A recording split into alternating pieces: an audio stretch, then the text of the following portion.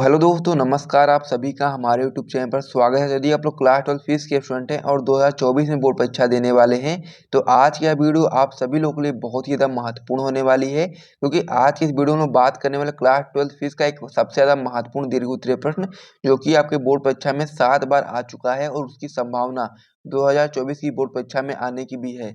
तो इसीलिए आप लोग वीडियो को ध्यान से देखना और उस क्वेश्चन का सोल्यूशन भी मैं आपको यहाँ पर बहुत ही अच्छे तरीके से करवाने वाला हूँ। तो सॉल्यूशन को भी आप लोग अच्छे तरीके से देखना, आपको सारी चीज़ें बहुत ही अच्छे तरीके से समझ में आ जाएंगी। और यदि आपको वीडियो अच्छा लगेगा तो आप लोग वीडियो को लाइक भी कर दीजिएगा और साथ में चैनल को भी सब्सक्राइब कर दीजिएगा। तो यदि हम लोग बात करें क्लास 12 फीस की, तो हम लोग पूरी किताब से सबसे ज़्यादा महत्वपूर्ण क्वेश्चन की सीरीज को करा रहे थे, जिसमें एक हमारी सीरीज थी क्लास 12 फीस की पूरी किताब से आपके सबसे ज़्यादा महत्वपूर्ण लॉन्ग क्वेश्चंस की। तो लॉन्ग क्वेश्चन की सीरीज में अभी तक हम लोगों ने पार्ट नंबर 5 तक देख लिया था और आज का वीडियो आपका पार्ट नंबर 6 होने वाला है। तो वीडियो आप सभी लोग के लिए बहुत ही ज़्यादा महत्वपूर्ण होने वाला है, इसीलिए आप लोग वीडियो को ध्यान से देखना, क्योंकि इस सीरीज के अंतर्गत जितने भी मैं प्रश्न आपको करवा रहा हूँ सभी आपके बोर्ड परीक्षा के दृष्टिकोण से बहुत ही ज़्यादा महत्वपूर्ण प्रश्न होने वाले हैं, क्योंकि सभी प्रश्न जो जितने भी प्रश्न मैं इस सीरीज में आप लोगों के लिए लेकर आ रहा हूँ सभी आपके बोर्ड परीक्षा में पिछले सालों में प्रश्न आए हुए हैं और उनकी संभावना 2024 की बोर्ड परीक्षा में बहुत ज़्यादा है आने की। उन्हीं प्रश्नों को यहाँ पर करवाया जा रहा है। तो ये सारी चीज़ें आप लोग समझ गए होंगे। तो चलिए अब हम अपनी वीडियो को शुरू कर देते हैं। तो वीडियो को शुरू करने से पहले मैं आपको बताना चाहता हूँ कि यदि आप लोग क्लास 12 फीस के आल चैप्टर के notes plus important question answer वगैरह प्राप्त करना चाहते हैं तो आप लोग हमारा टॉपर ग्रुप ज्वाइन कर सकते हैं।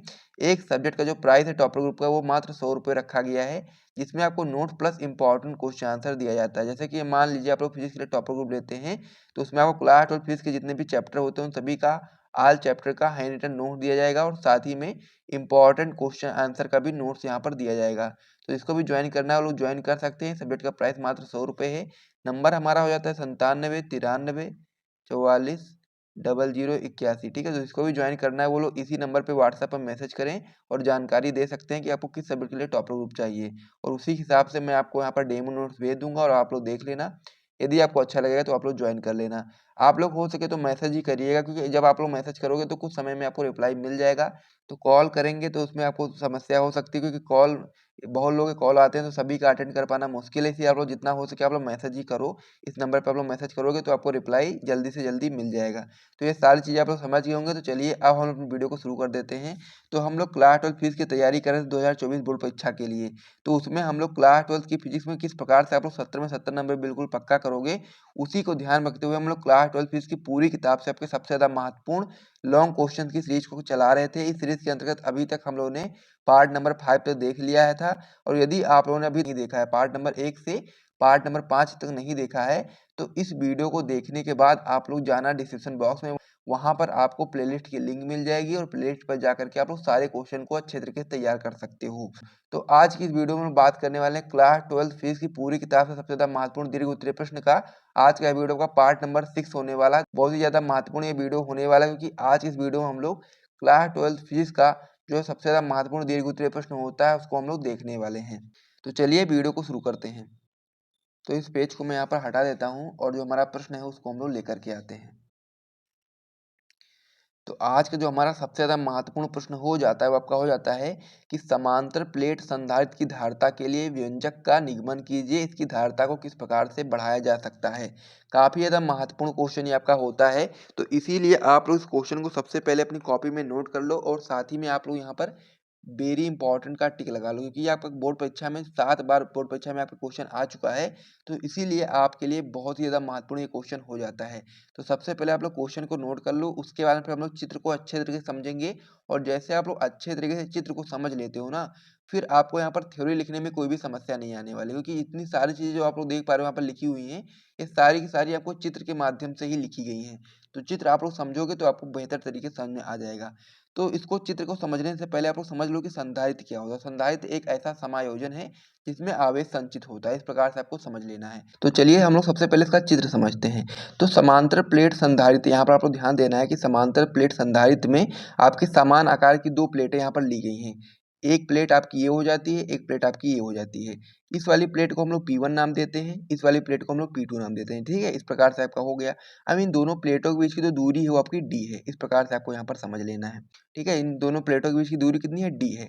अब हम लोग क्या करेंगे, जो आपका P1 यानी कि जो आपका P1 है, प्लेट 1 है जो आपकी, उस पर जब हम लोग प्लस क्यू आवेश देंगे, जब हम लोग क्या करेंगे P1 पर प्लस क्यू आवेश देंगे, तो जो आपकी P2 प्लेट होगी इस पर, इसके जो भीतरी सतह होगी, यानी कि जो ये वाली सतह होगी, भीतर वाली सतह, इस पर आपका माइनस क्यू आवेश जो आपका होगा वो आपका वितरित हो जाएगा। इस प्रकार से आपका माइनस क्यू आवेश इस पर वितरित हो जाएगा और वहीं पर इसकी जो P2 की जो बाहरी सतह होगी, इस पर क्या होगा, प्लस क्यू आवेश यहाँ पर वितरित हो जाएगा।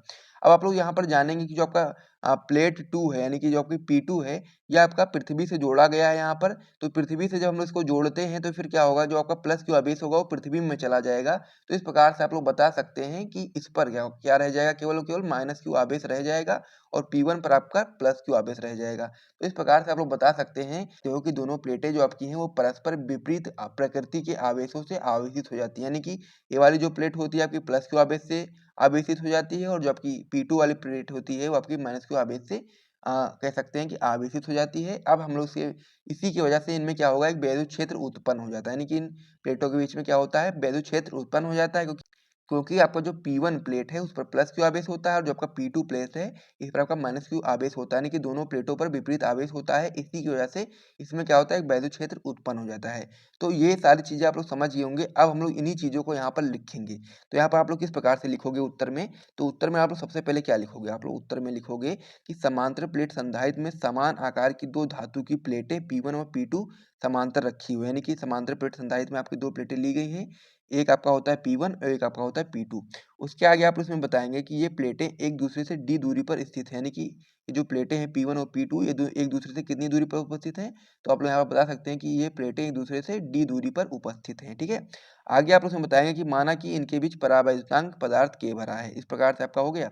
आगे आप लोग बताओगे इसमें कि जब प्लेट P1 को प्लस क्यू आवेश दिया जाता है, यानी कि जब हम लोग प्लेट P1 को हम लोग प्लस क्यू आवेश देते हैं तो फिर स्थिर वैद्युत प्रेरण द्वारा जो प्लेट P2 होती है उसकी भीतरी सतह पर माइनस क्यू तथा बाहरी सतह पर प्लस क्यू आवेश प्रेरित हो जाता है। यानी कि जब हम लोग क्या करते हैं, जो आपका P1 प्लेट है इस पर जब हम लोग प्लस क्यू आवेश देते हैं तो जो आपकी P2 सतह होती है उस पर स्थित वैद्युत प्रेरण के कारण जो आपकी भीतरी सतह होती है उस पर माइनस क्यू आवेश वितरित हो जाता है तथा जो आपकी बाहरी सतह होती है उस पर प्लस क्यू आवेश वितरित हो जाता है। ठीक है, आगे आप उसमें बताएंगे कि P2 का पृथ्वी से संबंध होने के कारण, यानी कि जो आपकी P2 प्लेट होती है ये आपकी जब पृथ्वी से संबंधित होती है, इसी वजह से जो आपका प्लस क्यू आवेश होता है वो आपका कह सकते हैं कि पृथ्वी में चला जाता है। यही चीज हम लोग आगे यहाँ पर लिखेंगे। तो इतना आप लोग एक बार नोट कर लीजिए, फिर हम लोग अगले पेज को यहाँ पर लेकर के आते हैं।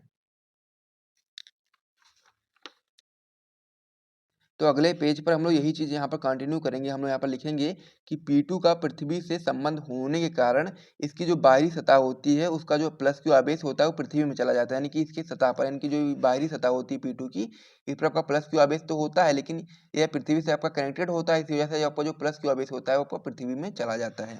आगे आप उसमें बताएंगे कि इस प्रकार P2 की अंदर वाली सतह पर माइनस क्यू आवेश रह जाता है। यानी कि इस प्रकार से आप लोग बता सकते हैं कि जो आपकी P2 प्लेट होती है इस पर जो अंदर वाली सतह होती है इस पर माइनस क्यू आवेश रह जाता है। आगे आप उसमें बताएंगे कि अतः दोनों प्लेटें परस्पर विपरीत प्रकृति के आवेशों से आवेशित हो जाती हैं तथा इनके बीच एक वैद्युत क्षेत्र उत्पन्न हो जाता है। यानी कहने का मतलब ये है कि ये जो दोनों प्लेटें हैं P1 और P2, ये दोनों प्लेटें आपकी विपरीत आवेशों से आवेशित हो जाती हैं। ठीक है, इस प्रकार से आपका होता है, इधर आपका प्लस हो जाता है, इधर आपका माइनस हो जाता है और इसी कारण इनके मध्य में क्या होता है, वैद्युत क्षेत्र उत्पन्न हो जाता है। तो अब हम लोग इसको आगे सॉल्व कैसे करेंगे आइए देखते हैं। तो अब हम लोग यहाँ पर लिखेंगे समांतर प्लेट संधारित्र की प्लेटों के बीच वैद्युत क्षेत्र की तीव्रता E बराबर आपका क्या हो जाएगा, सिग्मा अपान में K एप्सिलॉन नॉट। अब यहाँ पर K इसलिए लिखा गया है क्योंकि इनके प्लेटों के बीच में माना गया है कि परावैद्युतांक पदार्थ K भरा हुआ है। इस प्रकार से आपका हो गया। अब यहाँ पर आप लोग जानते हैं सिग्मा क्या होता है। सिग्मा आपका होता है पृष्ठीय आवेश घनत्व। तो सिग्मा को हम लोग कैसे लिखते हैं, सिग्मा पृष्ठीय आवेश घनत्व बराबर क्या होता है आपका Q अपान में A होता है। ठीक है, तो यदि हम लोग चाहें तो जो आपका सिग्मा है, सिग्मा की जगह पर हम लोग क्या लिख सकते हैं, Q अपान में A लिख सकते हैं ना। तो यही चीज हम लोग यहाँ पर नीचे लिखेंगे, E बराबर आपका क्या हो जाएगा, Q अपान में A और फिर नीचे आपका क्या था, K एप्सिलॉन नॉट था। तो ये चीज आपका यहाँ पर हो जाएगी। ठीक है, सिग्मा की जगह पर हम लोग क्या लिख दिया है, यहाँ पर Q अपान में A लिख दिया है। आगे आप लोग बताओगे कि यदि प्लेटों के बीच की दूरी d तथा विभवांतर b हो, तो यानी कि इनकी जो प्लेटों के बीच की दूरी d है ये तो आप लोग जानते हैं, और तथा विभवांतर b हो तो क्या हो जाएगा आपका, E बराबर आपका हो जाता है b अपान में d। तो यहाँ से यदि हम लोग b का मान निकालेंगे तो b आपका हो जाएगा b बराबर E इंटू डी, क्योंकि आप लोग क्या करेंगे जब d आप इधर साइड भेज देंगे तो क्या हो जाएगा, b बराबर E इंटू डी हो जाएगा। अब आप लोग क्या करेंगे, कि यहाँ पर जो आपका ई है, ई की जगह पर हम लोग ये वाला मान रख देंगे, क्योंकि आप लोग जानते हैं कि ई बराबर क्या था आपका क्यू अपान में के एप्सिलॉन नॉट ए था ना। तो यदि हम लोग चाहें तो ई की जगह पर हम लोग ये वाला मान लिख सकते हैं ना। तो यही चीज़ हम यहाँ पर करेंगे। तो हम लोग कर देंगे बी बराबर क्यू अपान में के एप्सिलॉन नॉट ए, और यहाँ पर आपका डी था वो आपका डी रह जाएगा, इंटू में डी हो जाएगा। इस प्रकार से आपका हो गया।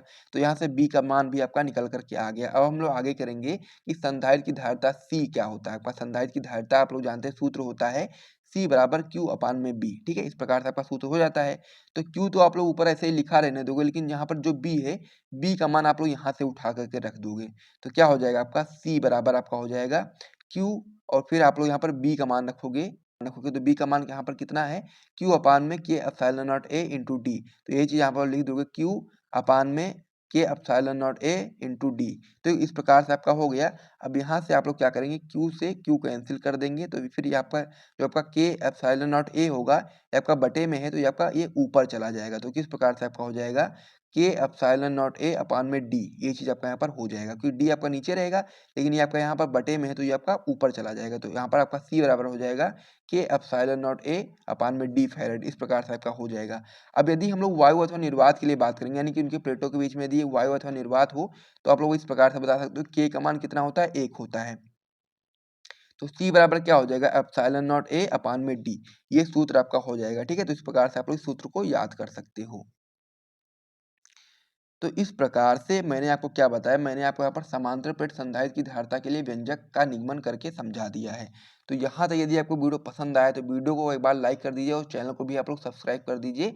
उसके बाद फिर हम लोग वीडियो को समाप्त करते हैं। क्वेश्चन आपके लोगों के लिए बहुत ही ज़्यादा महत्वपूर्ण था, तो इसीलिए आप लोग इस क्वेश्चन को अच्छे तरीके से तैयार कर लो, यदि आप लोग अपने बोर्ड परीक्षा में अच्छा स्कोर करना चाहते हैं। तो उसी के साथ अब हम लोग वीडियो को समाप्त करते हैं। मिलते हैं नेक्स्ट वीडियो में, तब तक के लिए जय हिंद।